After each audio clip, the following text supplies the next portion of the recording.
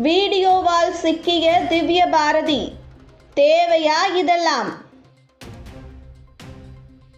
ஒரு சில பேர் திரையுலகில் அடியெடுத்த ஃபர்ஸ்ட் பால்லேயே சிக்ஸர் அடிக்கும் வகையில் பல ரசிகர் கூட்டத்தை பெற்றுவிடுவார்கள்.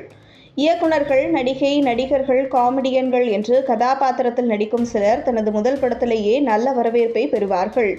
அதற்கு அந்த படத்தின் கதையும் அவர்கள் எடுத்துக்கொண்ட கதாபாத்திரத்தை மிகவும் தத்துவமாக நடித்து மக்கள் மத்தியில் கொண்டு செல்வதும் முக்கியமாக பார்க்கப்படுகிறது.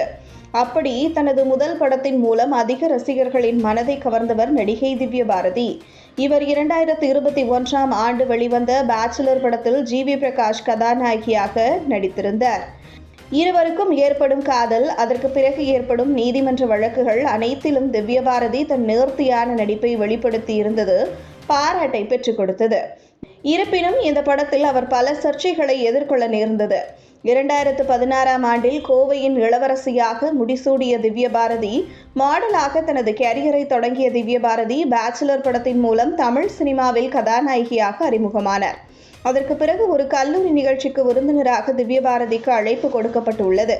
அந்த நிகழ்ச்சிக்கு அரைகுறையான உடையில் கவர்ச்சிகரமாக சென்றது சமூக வலைதளத்தில் வைரலானதோடு, கல்லூரி போன்ற பொது இடங்களுக்கு எப்படி செல்ல வேண்டும் என்று கூட தெரியாதா என்ற வகையில் விமர்சனங்கள் முன்வைக்கப்பட்டது. இருப்பினும் தனது இன்ஸ்டாகிராம் பக்கத்தில் அடிக்கடி தனது புகைப்படங்களை பதிவிட்டு வருவார். அதிலும் கவர்ச்சி கொஞ்சம் கூடுதலாகவே இருக்கும். இதனால் அவரது ரசிகர்களின் எண்ணிக்கையும் நாளுக்கு நாள் கூடிக்கொண்டே செல்கிறது.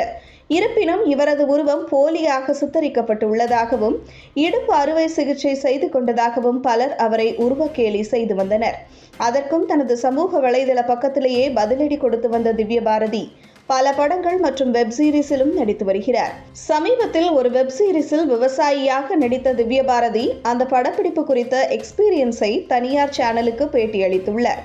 அதில், நானாவது இந்த படத்தில் விவசாயியாக நடிக்க மட்டும்தான் செய்தேன். அதுவே எனக்கு மிகவும் கஷ்டமாக இருந்தது. ஆனால் பலர் விவசாயிகளாக வாழ்ந்து வருகின்றனர். அவர்களுக்கு எவ்வளவு கஷ்டம் இருந்திருக்கும்.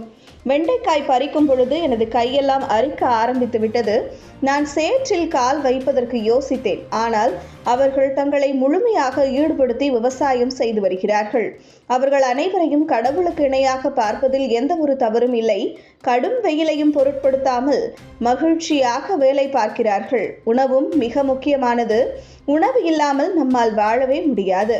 விவசாயம் செய்வது எவ்வளவு கஷ்டம் என்பது நான் 10 முதல் 15 நாட்கள் படப்பிடிப்பில் இருந்த போதே எனக்கு தெரிந்தது. ஆனால் அவர்கள் மகிழ்ச்சியாக வேலை பார்ப்பதை பார்க்கும்போது எனக்கும் மகிழ்ச்சியாக இருந்தது. இவ்வளவு முக்கியமான ஒரு கதாபாத்திரத்தில் நாம் நடிக்கிறோமா என்ற உணர்வு எனக்கு ஏற்பட்டது என்று பேசியுள்ளார். ஆனால் இதற்கு உங்களுக்கெல்லாம் இந்த விவசாயி கெட்டப் தேவையா? பேச்சுலர் மாதிரி ஒரு படத்தில் நடிச்சிட்டு போக வேண்டியது தானே என்ற விமர்சனங்கள் திவ்ய பாரதியின் இந்த பேட்டிக்கு முன் வைக்கப்படுகிறது.